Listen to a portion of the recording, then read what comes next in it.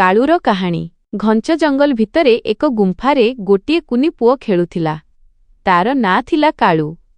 ସେ କେମିତି ଜଙ୍ଗଲକୁ ଆସିଲା କେହି ଜାଣିନଥିଲେ, କିନ୍ତୁ ଜଙ୍ଗଲର ପଶୁମାନେ ତାକୁ ନିଜର କରି ନେଇଥିଲେ। ଜଙ୍ଗଲର ସାଙ୍ଗସାଥୀ କାଳୁର 2 ଜଣ ସବୁଠାରୁ ଭଲ ସାଙ୍ଗ ଥିଲେ। ଭାଲୁ ମାମୁଁ ବିଶୁ ସେ କାଳୁକୁ ମହୁ ଖୋଜିବା ଏବଂ ଜଙ୍ଗଲର ନିୟମ ଶିଖାଉଥିଲା। କଳା ଚିତାବାଘ କାଳିଆ ସେ କାଳୁକୁ ଗଛ ଚଢ଼ିବା ଏବଂ ବିପଦରୁ ବଞ୍ଚିବାର କଳା ଶିଖାଉଥିଲା। ବଡ଼ ବିପଦ। ସେହି ଜଙ୍ଗଲରେ ରକ୍ତମୁଖା ନାମକ ଏକ କ୍ରୂର ବାଘ ଥିଲା। ସେ ମଣିଷ ପିଲାକୁ ଜମା ସହିପାରୁନଥିଲା। ଦିନେ ସେ ଗର୍ଜନ କରି କହିଲା, ଏହି ମଣିଷ ଛୁଆ ଜଙ୍ଗଲ ପାଇଁ ଅଭିଶାପ, ମୁଁ ତାକୁ ଶେଷ କରିଦେବି। କାଳୁ ଡରିଗଲା, କିନ୍ତୁ ବିଶୁ ଭାଲୁ ତାକୁ ସାହସ ଦେଇ କହିଲା, ଡରିବାର ନାହିଁ କାଳୁ, ତୁ ଏହି ଜଙ୍ଗଲର ପୁଅ।